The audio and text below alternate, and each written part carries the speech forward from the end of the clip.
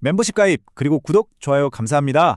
자, 제가 정말 지난 몇 년 동안 계속해서 추적하고 또 분석해왔던 이 거대한 흐름의 거의 정점에 와 있습니다. 오늘 바로 그 이야기, 2026년에 대한 저의 종합적인 분석을 여러분께 풀어놓으려고 합니다. 우리는 지금 정말 말 그대로 은행이 더 이상 금융의 심장이 아닌 새로운 시대, 그 새벽을 바로 눈앞에서 목격하고 있는 겁니다. 여러분 혹시 기억하십니까? 불과 몇 년 전만 해도 월스트리트의 황제, 전통금융의 가장 강력한 수호자였던 제이미 다이먼이 암호화폐를 향해서 이렇게 저주를 퍼부었었죠. 그의 말 한마디는요, 시장 전체를 그냥 얼어붙게 만드는 거의 절대적인 권위 그 자체였어요. 그는 그야말로 구시대 금융 시스템을 지키는 가장 단단하고 높은 성벽이었습니다. 그런데 말이죠. 지금 2026년 바로 이 시점에서는 그는 완전히 180도 다른 말을 하고 있습니다. 가장 맹렬하게 비판하던 사람이 가장 뜨거운 옹호자로 돌아섰어요. 이 충격적인 반전. 여러분, 이건 그냥 한 사람의 의견이 바뀐 그런 수준의 이야기가 아닙니다. 이건요, 하나의 시대가 끝났음을 알리는 항복선언이고요. 동시에 새로운 금융 질서가 시작된다는 것을 알리는 거대한 종소리라 마찬가지입니다. 대체 무엇이 그 누구 앞에서도 굽히지 않던 그를 이렇게 무릎 꿇게 만들었을까요? 오늘 이 분석을 끝까지 보시면 아시게 될 겁니다. 그의 이 항복 선언은요, 사실 단순한 변심이 아니에요. 아주 오래전부터 정말 치밀하게 계획됐던 거대한 설계도의 마지막 한 조각을 맞추는 행위였다는 것을요. 그는 게임에서 진 게 아닙니다. 새로운 게임의 규칙 자체를 완성시킨 거죠. 자, 그럼 이 거대한 변화의 그림을 제대로 이해하기 위해서 오늘 우리가 함께 짚어볼 5가지 핵심 단계를 소개해드리겠습니다. 첫 번째, 마지막 거인이 어떻게 무릎을 꿇게 되었는지. 두 번째, 이 판을 짠 설계자들의 새로운 질서는 무엇인지. 세 번째, 모든 것을 바꿔버린 투명한 법의 칼날. 네 번째, 새로운 시대의 혈관이 될 디지털 금융의 대동맥. 그리고 마지막으로 이 모든 것이 합쳐져 만들어낼 2026년, 바로 은행의 황혼입니다. 네, 첫 번째 장입니다. 제이미 다이먼의 이 변화, 이건 절대 하루아침에 일어난 감정적인 선택 같은 게 아닙니다. 이건 아주 냉철하고 계산된 전략의 결과물이요. 어떤 전략이냐면요, 비트코인이라는 현상 자체는 혐오하지만 그 밑에 깔린 블록체인이라는 시스템은 반드시 빼앗아서 미래 금융의 심장으로 만들겠다는 그런 무서운 계획이었던 거죠. 여기 타임라인을 한번 보세요. 그의 행보는 정말 완벽한 이중 플레이였습니다. 겉으로는 대중과 언론을 향해서 암호화폐는 사기다, 쓸모없는 돌멩이다 라고 말하면서 물밑에서는 그 누구보다도 빠르게 자신만의 디지털 금융 제국을 건설하고 있었던 겁니다. 2019년에 JPM 코인으로 내부 테스트를 시작했고요. 오닉스라는 이름의 칼을 갈면서 조용히 때를 기다렸습니다. 그리고 마침내 바로 작년이죠. 2025년에 그는 공개 블록체인이라는 어떻게 보면 적진의 심장부로 과감하게 뛰어들었습니다. 이건 항복이 아니에요. 기술을 완벽하게 내 것으로 만들어서 새로운 시장을 정독하겠다는 선전포고였던 겁니다. 아마 훗날 역사가들은 제이미 다이먼의 이 공개적인 태도 변화를 거대한 전환점, 즉 그레이트 피벗이라고 기록할 겁니다. 바로 이 순간을 기점으로 블록체인 기술은 더 이상 변방의 위험한 실험이 아니라 금융의 공식적인 표준이 되어버렸기 때문이죠. 이제 시장의 질문은 바뀌었습니다. 암호화폐가 과연 살아남을까? 이런 질문은 이제 아무도 하지 않아요. 질문은 단 하나. 이 새로운 시스템 위에서 당신은 무엇을 할 것인가? 바로 이것뿐입니다. 자, 그렇다면 이 거대한 새로운 금융 시스템을 설계한 건축가들은 과연 누구일까요? 사실 딱 두 사람이 이 새로운 질서에 거대한 두 기둥을 세웠다고 볼 수 있습니다. 그들은 서로 완전히 다른 역할을 맡았지만 이게 또 기가 막히게 서로를 보완하면서 이 거대한 퍼즐을 완성시켰습니다. 이거 정말 영화 같지 않나요? 한 명은 자본의 왕 레리 핑크, 또 한 명은 금융의 백완공 제이미 다이먼. 역할 분담이 정말 완벽합니다. 레리 핑크는 세상의 모든 자산, 그러니까 돈이 될 만한 모든 것들을 디지털 토큰으로 만들어서 시장에 쏟아부을 수 있는 자본의 수문을 활짝 열었습니다. 그리고 제이미 다이먼은 그 자본이 1초의 막힘도 없이, 지연도 없이 흐를 수 있는 초고속 디지털 배관을 완벽하게 깔아놓은 거죠. 자, 돈이 들어올 문이 열렸고 그 돈이 움직일 길이 닫혔습니다.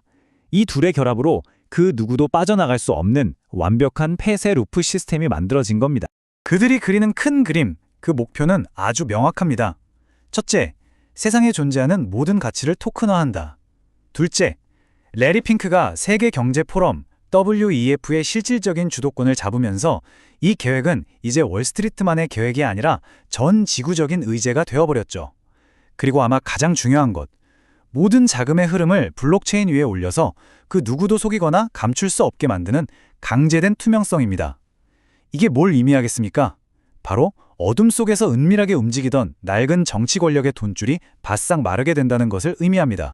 자, 아무리 좋은 계획, 거대한 설계도가 있어도 이걸 현실로 만들려면 법이라는 강력한 무기가 반드시 필요합니다. 이 모든 거대한 전환을 가능하게 만든 것, 모든 플레이어들을 이 새로운 게임의 규칙 안으로 강제로 끌어들인 그 날카로운 칼날이 바로 있었습니다. 바로 클래리티 법안입니다. 이건 JP모건 같은 거대 은행들이 정말 목 빠져라 기다려온 합법적인 사업 면허 같은 거였죠. 이 법안이 한 가장 중요한 일은요. 달러와 1대1로 가치가 고정된 디지털 화폐, 즉 스테이블 코인을 더 이상 위험한 투기 자산이 아니라 은행 시스템 안에서 안전하게 관리되는 디지털 달러 예금이라고 공식적으로 정의해 준 겁니다. 작년에 이 법안이 통과되면서 모든 불확실성의 안개가 걷히고 합법적인 금융 고속도로가 뻥 뚫린 셈입니다.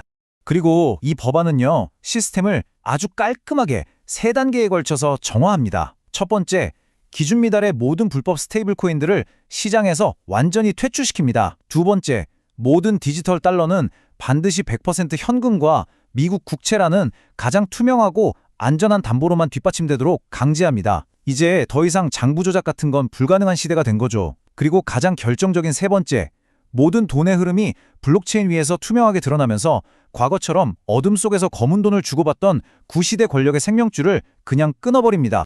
자, 이제 이 새로운 시스템의 힘은요, 어떤 특정 인물이나 기관의 재량이나 판단에서 나오는 게 아닙니다. 그 힘은 그 누구도 바꿀 수 없고 누구도 속일 수 없는 차갑고 논리적인 코드의 질서 그 자체에서 나옵니다. 코드가 곧 법이다. 그리고 투명성은 이제 선택이 아니라 의무가 된 세상. 사람이 지배해서 불안전했던 시대가 저물고 코드가 지배하는 완전한 시대가 온 것입니다.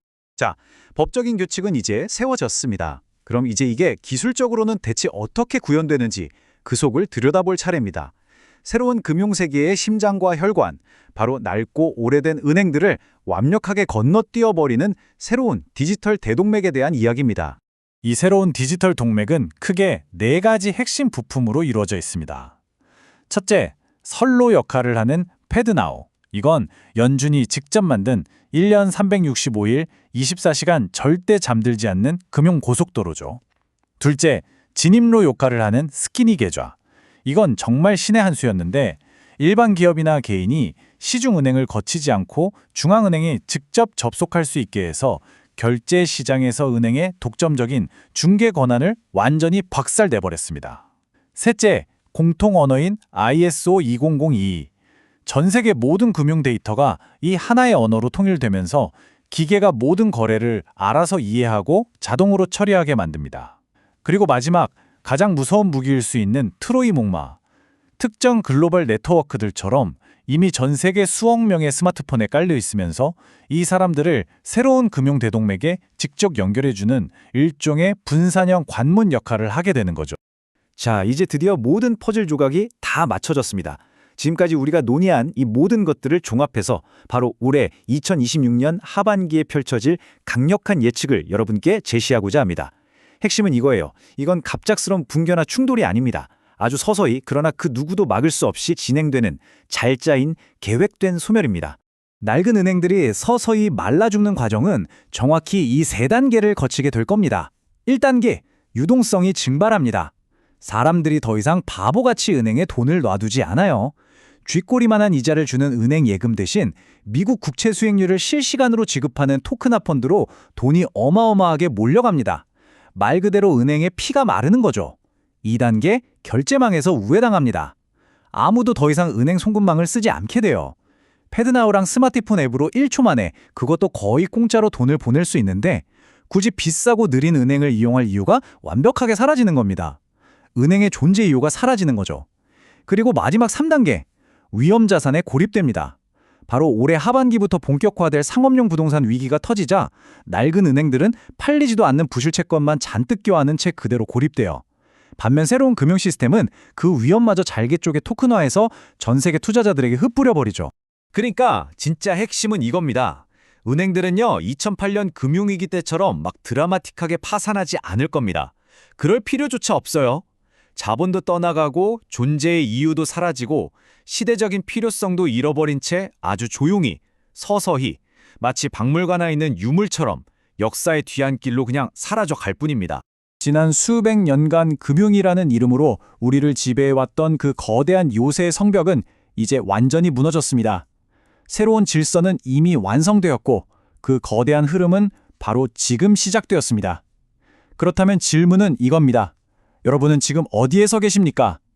무너진 성벽의 잔해 위에서 과거를 그리워하며 남겨지시겠습니까? 아니면 이 새로운 시대의 주인이 되시겠습니까?